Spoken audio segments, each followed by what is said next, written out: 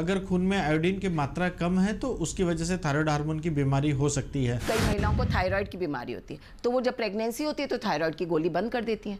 तो ऐसे में ऐसा नहीं करना है। थायराइड ग्लैंड एक बटरफ्लाई शेप्ड ग्लैंड है जो गर्दन के इस पोर्शन में होता है।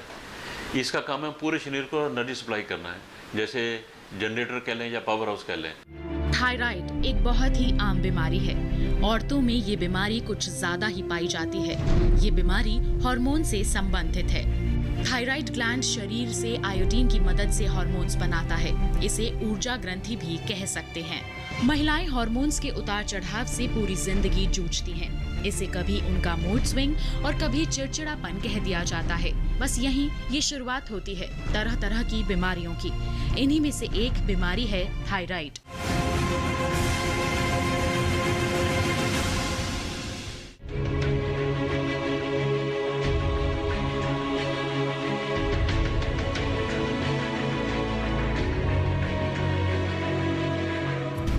बात शहर की हो या गांव की, दोनों ही जगह आजकल ज्यादातर महिलाएं थायराइड की समस्या से परेशान हैं। लेकिन जानकारी के अभाव के कारण आमतौर पर लोग इसके लक्षणों को पहचान नहीं पाते।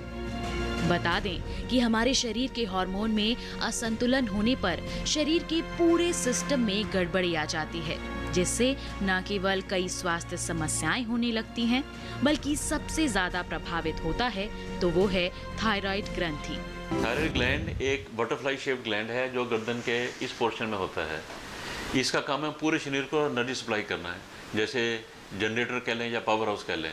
पावर हाउस पूरे शरीर को, शरीर का मतलब है हमारा ब्रेन, आंखें, गुर्दे, हार्ट, ब्रेन, सभी को एनर्जी सप्लाई करने के लिए ये एनर्जी पैदा करता है और ये इसका यूज हर शरीर के हर सेल में होता है। देखिए इसे, गर्दन में नीचे की ओर तितली के आकार की ये छोटी सी ग्रंथि, यही है थायराइड।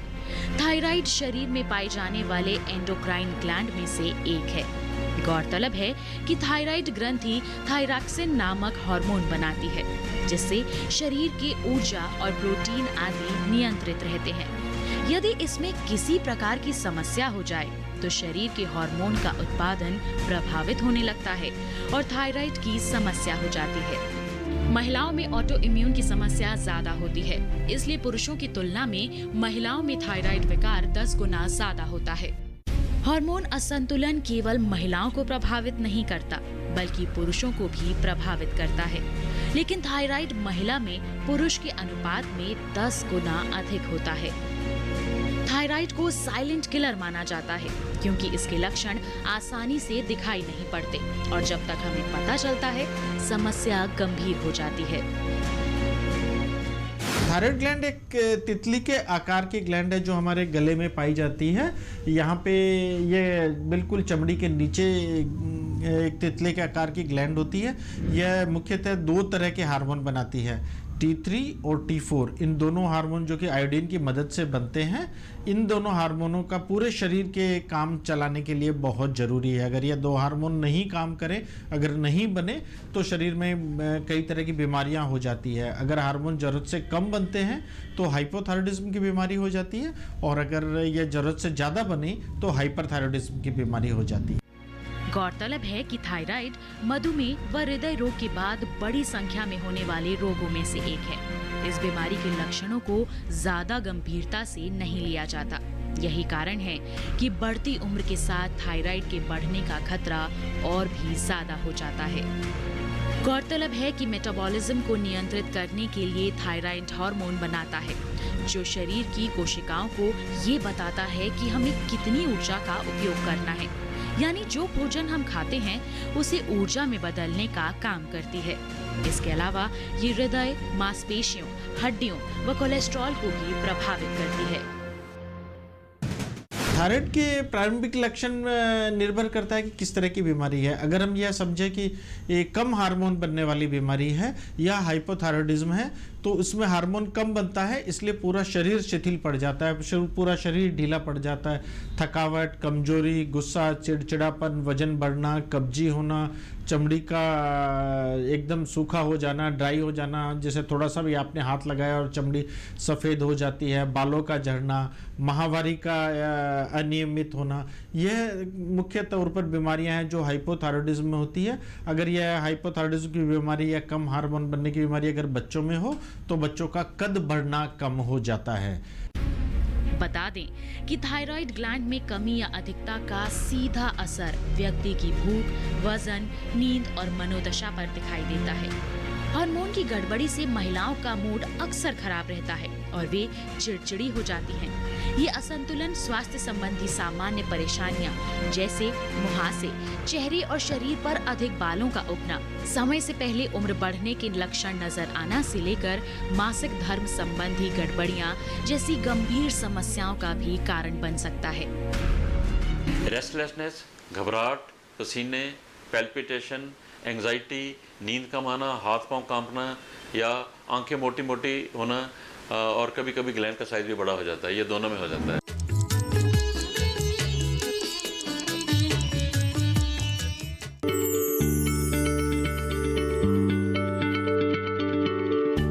क्या आप किसी बीमारी से परेशान हैं? चाहते हैं डॉक्टर की सलाह? तो हम हैं आपके साथ, बताएंगे आपको जीने की राह। समस्याएं आपकी, समाधान देश के मशहूर विशेषज्ञों के। घर बैठे बात करें देश के जाने माने डॉक्टरों से। हमारे लाइव प्रोग्राम स्वस्थ किसान में हर शनिवार शाम 6 बजे से 7 बजे तक।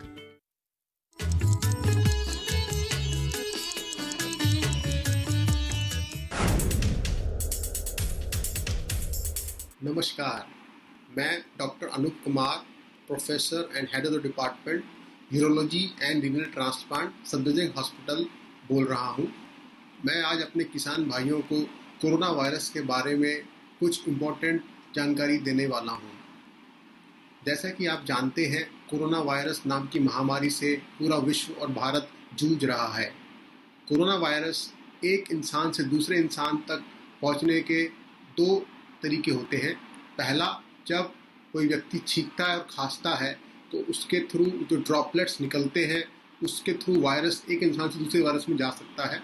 और दूसरा रास्ता है कि जब हम किसी बेजान चीज़ों को छूते हैं, जैसे कि डोर का हैंडल है, नॉब है, कोई भी ऐसी चीज़ों को हम छूते हैं जिसमें पहले से ही कोरोना वायरस जो है वहाँ पर बैठा हुआ है, उसको हम फिर छू के अपने इस एरिया को छू लें, यानी कि आँखों को, नाक को और मुंह को छू लें तो वायरस हमारे अंदर जा सकता है। तो आपको कुछ बातों का बहुत ज़रूरी ध्यान रखना है।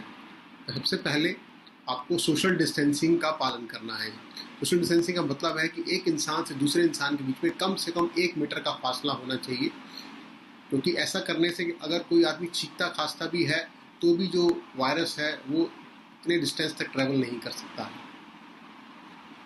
नंबर 2, आपको जब भी छींके खांसें तो हमेशा एक रुमाल, एक टिश्यू पेपर या जो आपकी कोहनी का पीछे का भाग है उसको यूज़ करते हैं।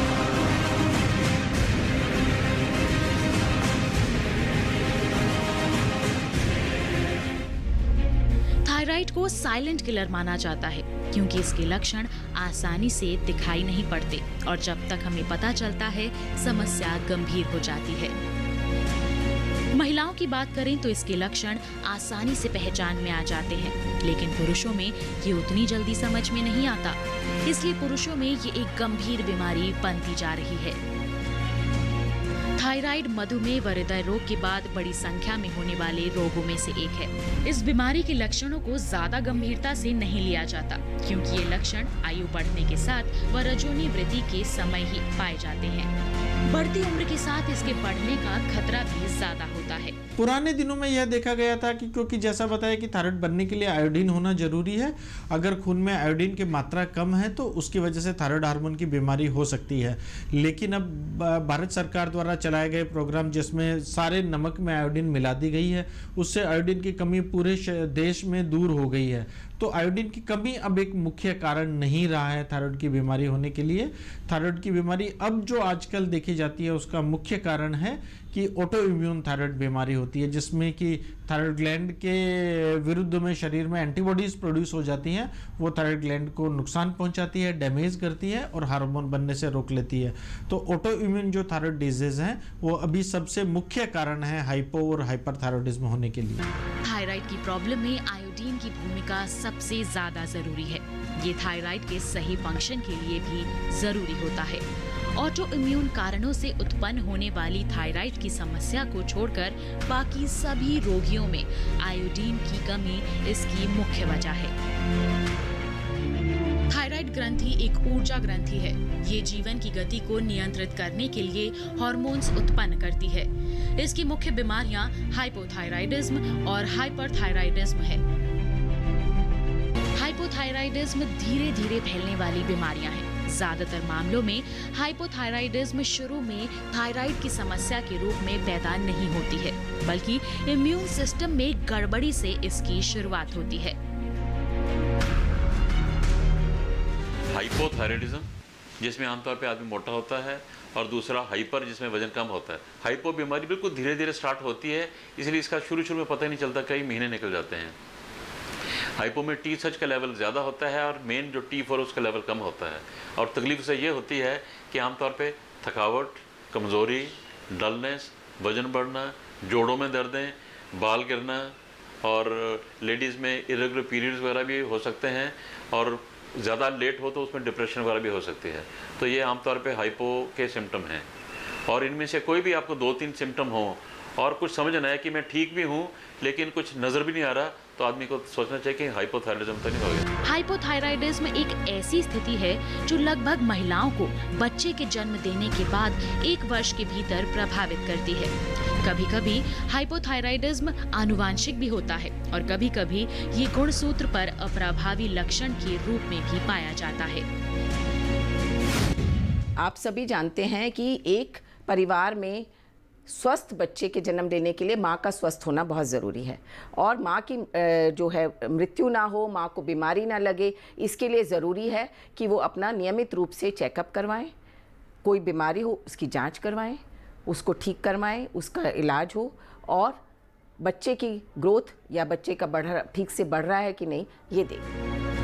गौरतलब है कि हार्मोन्स के कम होने से शरीर का मेटाबॉलिज्म बहुत तेज हो जाता है और शरीर की ऊर्जा बहुत जल्द खर्च होने लगती है, और खाए हुए खाने की आपकी एनर्जी का उचित तरीके से इस्तेमाल नहीं हो पाता।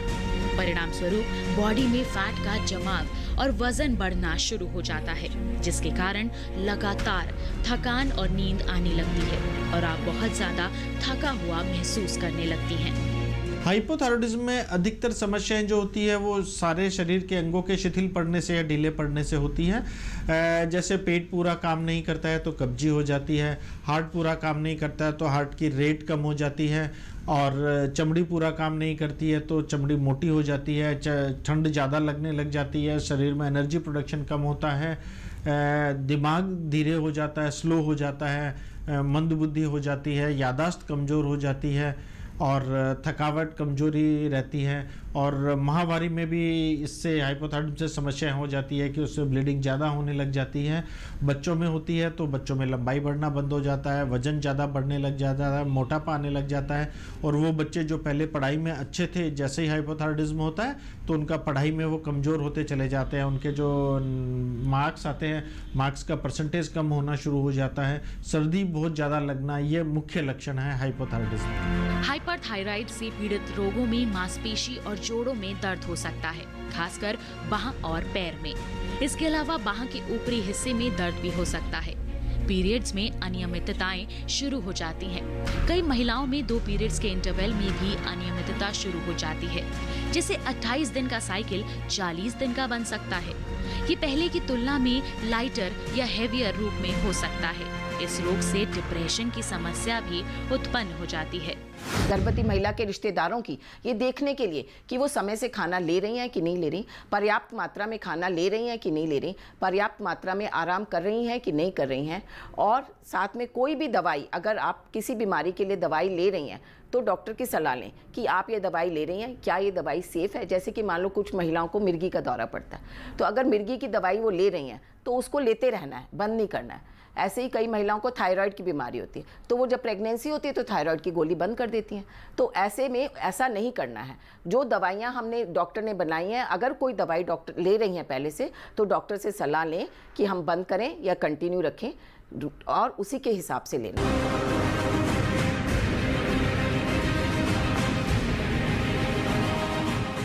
थायराइड की समस्या से ग्रस्त मरीजों के जीवन में दवा एक महत्वपूर्ण भूमिका अदा करती है। इसके लिए रोगी को उम्र भर सुबह सुबह खाली पेट गोली लेनी होती है। अगर थायराइड के मरीज हैं और जो मरीज हैं जिनको थायराइड की गोली की ज़रूरत है और वो दवाई नहीं लेते हैं, जैसा मैंने बताया कि शरीर के सारे अंग शिथिल हो जाते हैं, स्लो हो जाते हैं, और ऐसी स्थिति में दिमाग भी स्लो हो जाता है, हमारी याददाश्त कमज़ोर हो जाती है, हम जो भी काम करना शुरू करते हैं उसको जल्दी से पूरा नहीं कर पाते हैं, उसको करने में टाइम लगता है। जैसे कुछ लोग नोट गिन रहे हैं तो बीच में ही भूल जाते हैं, उनकी कंसंट्रेशन कम हो जाती है। अगर वो कोई क्लास अटेंड करें तो उनके समझ में कम आता है। तो इस तरह की कई सारी चीज़ें जो थायराइड हार्मोन की कमी से होती है, और स्पेशली बच्चों में इन चीज़ों पे ध्यान देने की जरूरत है। थायराइड की दवा के साथ खिलवाड़ करने वालों को रक्तचाप संबंधी समस्याएं होने लगती हैं। ज़्यादा दवाई खाओ तब साइड इफेक्ट हो सकता है, जैसे हड्डियाँ कमज़ोर हो सकती हैं, ब्लड प्रेशर वगैरह ज़्यादा हो सकता है। सो वो ओवरडोजेज की वजह से है, मसल में कमज़ोरी आ सकती है। लेकिन अगर आप टाइम टू टाइम अपना TSH चेक करवाते हैं, अगर आपका TSH 2-2.5 के बीच में आ रहा है तो इसका कोई भी साइड इफेक्ट नहीं है। नॉर्मल हेल्दी लाइफस्टाइल के लिए आप दूध पीते रहें, विटामिन D लेते रहें, तो जीरो साइड इफेक्ट। रक्तचाप कभी कम तो कभी ज्यादा हो सकता है। उन्हें हमेशा बुखार और थकान सी महसूस होती है। बता दें कि थकान एक ऐसी चीज है जो मरीज को अंदर तक निचोड़ कर रख सकती है। अगर थायराइड के मरीज हैं और जो मरीज हैं जिनको थायराइड की गोली की ज़रूरत है और वो दवाई नहीं लेते हैं, जैसा मैंने बताया कि शरीर के सारे अंग शिथिल हो जाते हैं, स्लो हो जाते हैं, और ऐसी स्थिति में दिमाग भी स्लो हो जाता है, हमारी याददाश्त कमज़ोर हो जाती है, हम जो भी काम करना शुरू करते हैं उसको जल्दी से पूरा नहीं कर पाते हैं, उसको करने में टाइम लगता है। जैसे कुछ लोग नोट गिन रहे हैं तो बीच में ही भूल जाते हैं, उनकी कंसंट्रेशन कम हो जाती है। अगर वो कोई क्लास अटेंड करें तो उनके समझ में कम आता है। तो इस तरह की कई सारी चीज़ें जो थायराइड हार्मोन की कमी से होती है, और स्पेशली बच्चों में इन चीज़ों पे ध्यान देने की जरूरत है। थायराइड की दवा ना लेने से कोलेस्ट्रॉल का स्तर भी प्रभावित होता है, बल्कि याददाश्त पर भी असर पड़ता है। आपको जानकर हैरानी होगी कि यदि मरीज इस दवा को रोजाना ना लें तो उसका न सिर्फ वजन बढ़ता है, बल्कि ये वजन घटाया भी नहीं जा सकता है। वजन बनाए रखने के लिए फाइबर और कम वसा वाले आहार लें। कुछ न कुछ शारीरिक गतिविधि करते रहें। तनाव से दूर रहें, क्योंकि तनाव से थायराइड विकारों को बढ़ने का मौका मिलता है।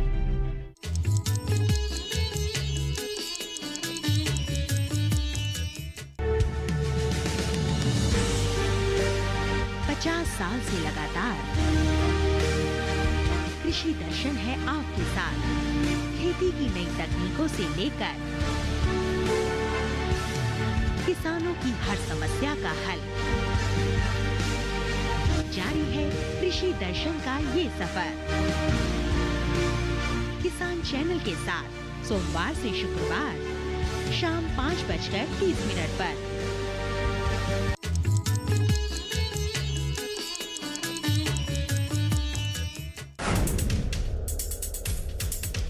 नमस्कार। दूरदर्शन देखने वाले मेरे सभी भाइयों और बहनों को मेरी शुभकामनाएं। हम बड़े मुश्किल दौर से गुजर रहे हैं। जब लॉकडाउन में हैं, घर में अकेले या अपने परिवार के साथ भी होते हुए एक हमें डर सताता रहता है। ऐसे समय में कुछ लोगों को नशे का सहारा लेने की इच्छा होती है। कुछ और गलत खबरें भी छप रही थी कि अल्कोहल से कोरोना वायरस कम होता है। ये बात बिल्कुल गलत है। अल्कोहल पीने से कोरोना वायरस कम नहीं होता, बल्कि अल्कोहल से हाथ धोने से कुछ हद तक अपने हाथ साफ हो जाते हैं, लेकिन सबसे अच्छे हाथ साफ करने का तरीका है साबुन से हाथ धोना और अच्छी तरह से आगे पीछे उंगलियां, अंगूठा इत्यादि सारे अच्छी तरह से साफ करना।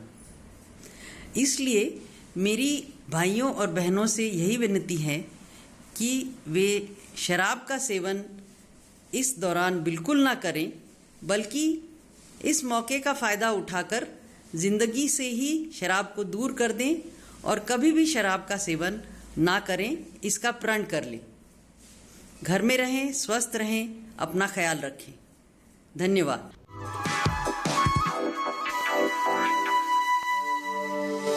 नमस्कार। योग साधना एक अनूठी प्रक्रिया है जो हमारे शरीर को चुस्त दुरुस्त बनाए रखती है और जब तक ये शरीर है हम हमेशा स्वस्थ बने रहते हैं। आजकल एक थायराइड ग्लैंड की समस्या बहुत ज़्यादा पैदा हो रही है।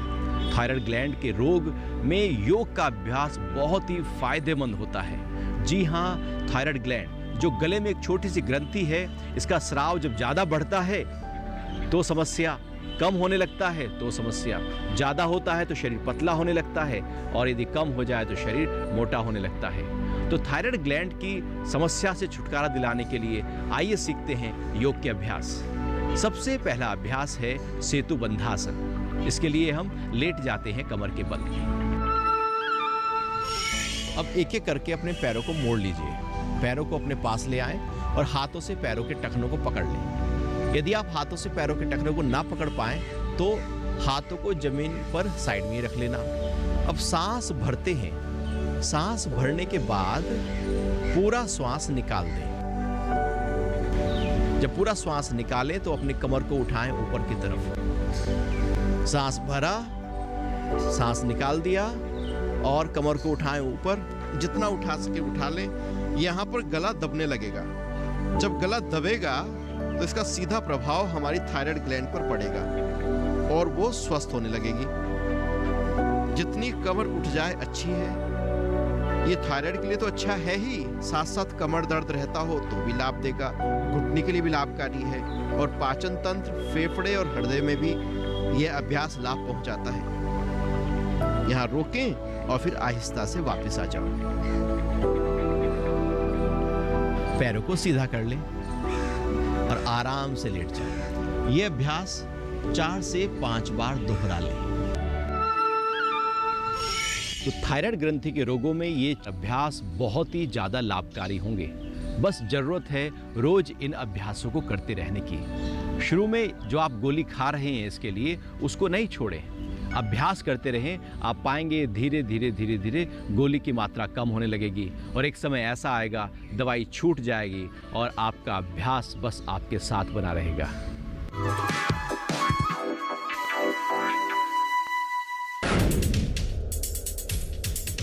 मेरा नाम गोविंद माखरिया है और मैं एम्स न्यू दिल्ली में गैस्ट्रोएंटरोलॉजी डिपार्टमेंट में प्रोफेसर हूँ। आज दूरदर्शन के किसान चैनल के माध्यम से मैं आपसे कुछ बात करना चाहता हूँ। जैसे कि आप सभी जानते हैं कि इस वक्त पूरे विश्व में और हमारे देश में भी एक बीमारी जो कि एक वायरस से होती है, कोरोना वायरस, वो पूरी विश्व में फैल रही है और हमारी कंट्री में भी ये बीमारी अब फैलने लगी है। ये बीमारी होती कैसे है और इससे कैसे बचे, इस पे मैं कुछ बात करना चाहता हूँ आपसे। पहले जो बीमारी कैसे होती है ये समझे हम। ये बीमारी अगर किसी व्यक्ति को जो विदेश में है और वहाँ इन्फेक्शन उसको लग गया और वो अपने देश में आता है तो एक पहला एंट्री होती है उस इन्फेक्शन की किसी नए देश में। अब ये इन्फेक्शन एक आदमी से दूसरे आदमी को फैल सकता है।